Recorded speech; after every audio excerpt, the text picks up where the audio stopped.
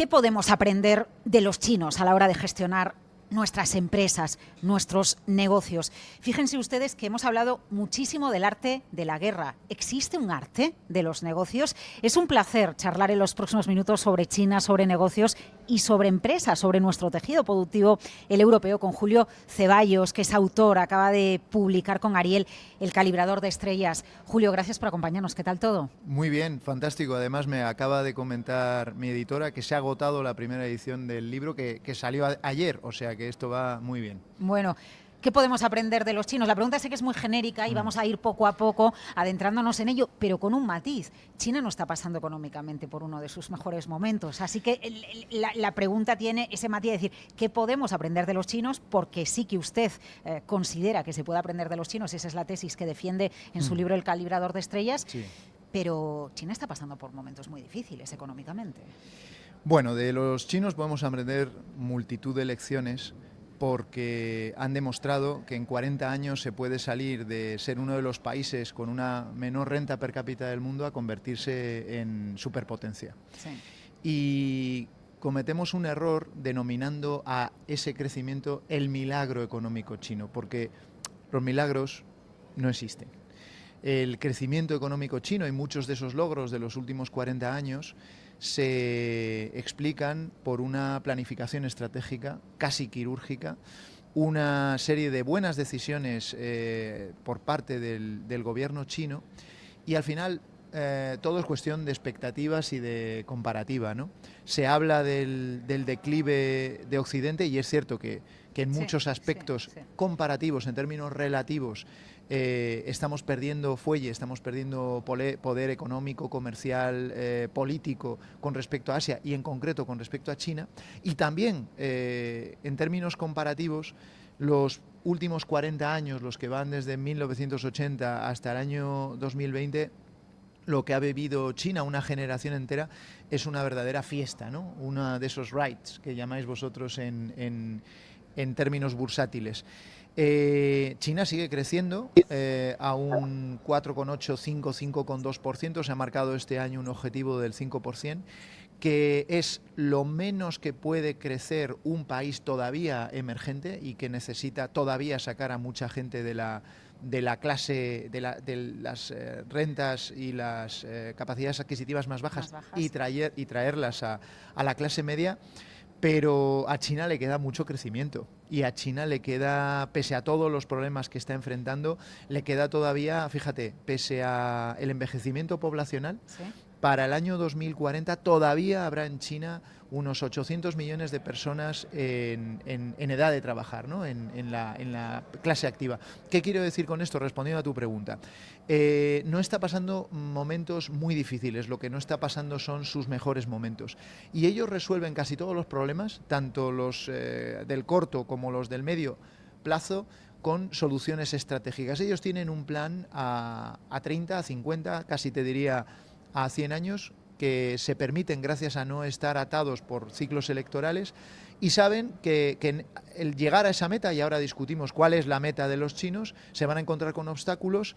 Uno de ellos es el que están pasando ahora, a todas luces una merma en el crecimiento y un poco fuelle en el mercado de consumo interno, pero ya hay una serie de medidas de estímulo que, aunque de manera humilde, ya empiezan a dar frutos. Usted habla de estrategia a largo plazo, pero claro, ahí hay una estrategia planificada, condicionada por parte del Estado. Sí. ¿Cómo marida eso con la decisión que puede tomar la empresa desde un punto de vista estratégico? ¿Es la estrategia que le marcan desde arriba? ¿Es la potestad que tienen de aplicar sus propias estrategias en base a un paraguas de mayor envergadura que viene ordenado por el Estado? Sí, muy buena pregunta. Pese a ser un país confesadamente comunista, la empresa privada allí tiene un peso fundamental y de hecho ellos utilizan una especie de acrónimo que es 98765, ¿no?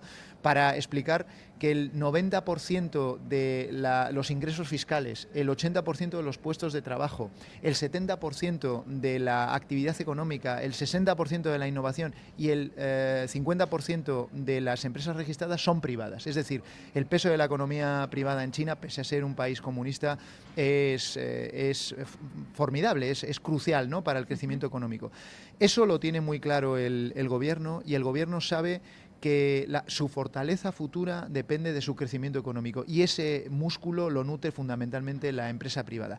Esto no quiere decir que en situaciones de necesidad o de emergencia no puedan dar al botón que les permite un modelo leninista en términos ideológicos y nacionalizar aquellas empresas o alinear el tejido empresarial privado. O que en ocasiones desaparezcan grandes empresarios de gran nombre y no sepamos dónde están durante varios años. Que les llaman a consultas, ¿no? Que les llaman a debatir porque se han desviado de la ruta estratégica oficial. Lo cierto es que tanto el gobierno como los empresarios, y hay que tener en cuenta que cuando hablo de la clase empresarial china, es decir, de las grandes empresas, de las multinacionales chinas, de las grandes empresas familiares privadas, hablo siempre de directivos que pertenecen al Partido Comunista. Es decir, en China tú encuentras un techo de cristal en un momento dado, sea cual sea la disciplina, la deportiva, la cultural, la artística, ¿vale?, y por supuesto la empresarial, un techo que no puedes traspasar si no entras a formar parte de esa estructura especializada en fomentar y promocionar el talento. ¿Qué quiero decir con esto? Evidentemente las empresas privadas tienen sus propios planes, pero al final todos ellos, gobierno y empresas privadas, juegan en pos de una misma estrategia, que es la estrategia de construcción nacional, que consiste en convertir a China en el primer PIB mundial para el año 2035. Si vamos de lo macro a lo micro, ¿qué hace mejor un empresario chino o una toma de decisión empresarial, estratégica, por parte del empresario en China en relación a los hábitos y costumbres que tenemos en un país, por ejemplo, como España?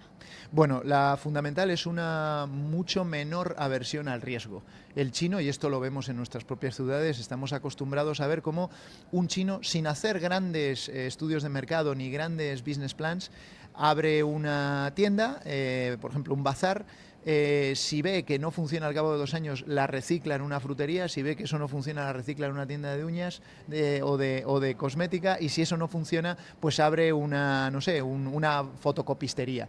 Esa agilidad en la toma de decisiones, esa capacidad de pivotar la estrategia y el modelo de negocio es lo que les da una resiliencia que ha convertido a la economía china en una de las más dinámicas del mundo. Pese a eso, fíjate que hablo de largoplacismo estratégico, y es curioso cómo en el corto y en el medio plazo, a la hora de tomar decisiones de negocio, son mucho menos estratégicos que nosotros. Claro, esa capacidad de reaccionar de una manera rápida, sí, ¿no?, es imprescindible en un mundo que cambia a tanta a esta velocidad. Lo que pasa es que, claro, por ejemplo, en el caso del tejido productivo español, pues en muchas ocasiones para encontrar la financiación adecuada no es tan fácil, ¿no? Tomar decisiones. Lo digo porque ponía usted el ejemplo del pequeño comercio, ¿no? Donde a veces estamos agarrados por la dependencia, por ejemplo, de la financiación bancaria. Correcto. Es verdad que en una gran empresa, en los elefantes empresariales, ahí en ocasiones la percepción que tenemos es qué despacio se están adaptando a todo lo que está cambiando el mercado, ¿no? Sí, y de hecho esa agilidad viene fomentada a través de dos maneras. Dos maneras que no encuentran de momento, no encuentran réplica. Una yo creo que no lo va a encontrar en exceso y una espero que lo encuentre pronto en Occidente y en España y Europa en particular. La primera, en China hay un sistema regulatorio muy engrasado que permite la toma de decisiones muy ágiles. Es decir, la burocracia se ha reducido al mínimo imprescindible. ¿Tiene menos burocracia que aquí? Infinitamente menos, pese a ser un Estado, ya digo, comunista. La ventanilla única digital en China es una realidad. Hoy consigues hacer todo el papeleo en cuestión de horas y todo en remoto, todo de manera digital, con firmas digitales y a través de visados digitales. Estamos a años luz de eso todavía, en términos de creación de empresas, obtención de licencias y, en definitiva, el gobierno lo que sabe es que tiene 1.420 millones de empresarios potenciales. Los chinos son emprendedores por naturaleza, y lo que no quiere es que la burocracia limite y obstaculice esas ganas de emprender y ese afán. Eso, espero, es una de las aprendizajes que podríamos extraer y que nos podría inspirar China.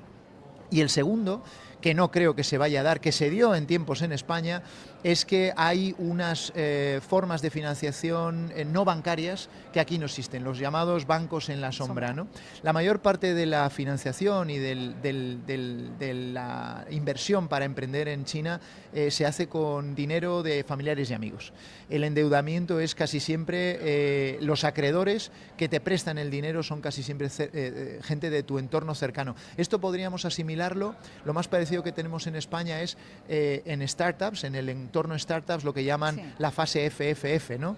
Friends, Fools and Family, los amigos, la familia y aquellos intrépidos que arriesgan su capital para proyectos semilla, ¿no? Donde el riesgo es muy alto, pero las ganancias también pueden serlo. Los chinos funcionan así. Durante muchísimos años hemos vivido, ahora no tanto, pero durante muchísimos años hemos vivido cómo admirábamos la capacidad de copia, ¿no? Que tenía China. Ahora estamos en otra pantalla completamente diferente, ¿no? Porque incluso parte del mundo todavía está asombrado de cómo primero copiaron, pero luego aprendieron a hacerlo ellos solos, y ahí tenemos, por ejemplo, la gran guerra fría tecnológica desatada, ¿no? con los Estados Unidos sobre Correcto. todo.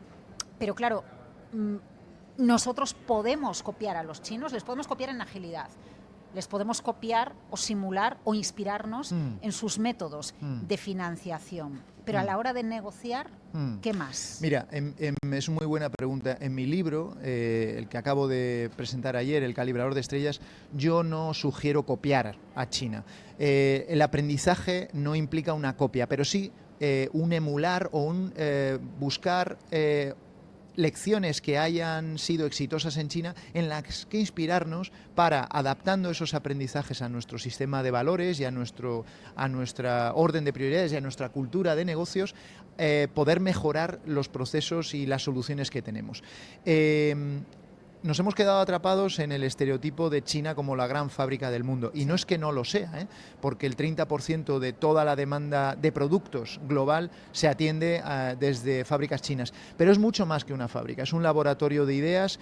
Están tomando iniciativas audaces, están sacando soluciones que cuando menos son innovadoras y que creo, y el libro desgrana 18 de ellas, es un catálogo de estrategias y buenas prácticas que podrían inspirarnos a mejorar mucho. En el plano de negocios, en concreto, que es a lo que yo me dedico, al desarrollo de negocios en China, a ayudar a empresas occidentales a abrir mercado y a implantarse allí. Una de las lecciones fundamentales es aprender a despertar en tu contraparte china el interés por trabajar contigo. Por eso ese capítulo en concreto, en el que hablo de cómo negociar bien con los chinos, se titula ¿Cómo hacerle ganar dinero a un chino? Que parece contraintuitivo. Espera un momento, ¿cómo que tengo que aprender a hacerle ganar dinero a un chino? Por supuesto, si tú no aprendes a que tu socio, tu distribuidor, tu importador, tu contraparte allí gane dinero contigo, tú nunca vas a poder ganar un solo renminbi en ese país. Bueno, pero eso es una clave de los negocios en general. En cualquier lugar. ¿Cómo consigo yo hacerle a mi partner, ¿no? Sea mi proveedor, sea mi cliente, decirles que si nos asociamos, si vamos juntos, si vamos de la mano, esto va a ser un win-win. Exacto. Y eso es fundamental en Exacto. las relaciones B2B que se establecen, por ejemplo, en los negocios, pero entiendo que especialmente con China, con los chinos. Sí, además acabas de mencionar una frase que es casi un cliché en las mesas de negociación en China, el shuanyin que llaman ellos, ¿no? El win-win. Ambas partes tienen que salir ganando. Ahora, el campo, y esto hay que dejarlo muy claro, está desequilibrado. O sea, ayer fue el derbi, ¿no? Por ejemplo, Real Madrid-Atlético, y el partido que se juega en China y en el mercado chino, hay una portería que está más alta que otra. Es decir, nosotros los empresarios occidentales seguimos encontrándonos con trabas a la hora de hacer negocio y con una serie de condiciones que no son las mismas que se encuentran las empresas chinas cuando vienen aquí, que sí juegan en muchos aspectos en una paridad de condiciones. Eso hay que tenerlo claro. Lo tenemos más difíciles nosotros allí que ellos aquí. Sí, lo tenemos nosotros más difícil de momento. Ahora, con la nueva situación geopolítica en la que nuestro socio transatlántico se ha convertido en una especie de ¿cómo se llama? El que hace bullying, un bully. Se ha convertido en un bully, se ha convertido en una fuente de inestabilidad y de desconfianza.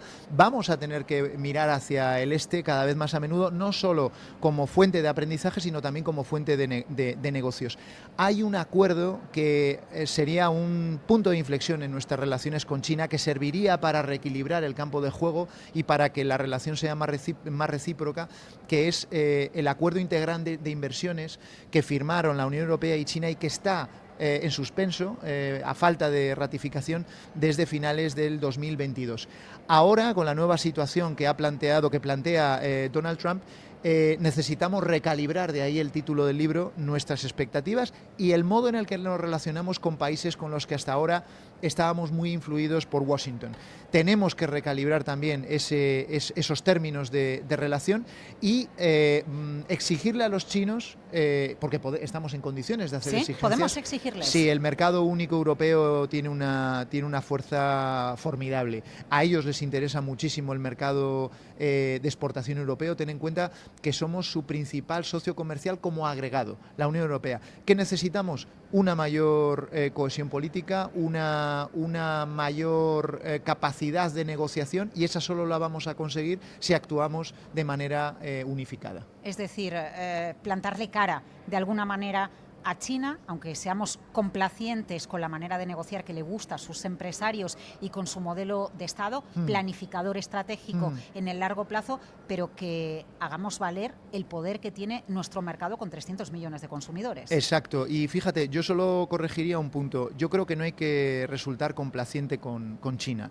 Lo que hay que resultar es empáticos, es decir, entender que ellos utilizan unas técnicas, unos ritmos y unas estrategias y unas lógicas muy diferentes a las nuestras, pero ojo, China es una enorme oportunidad, pero solo respeta a quien se hace respetar.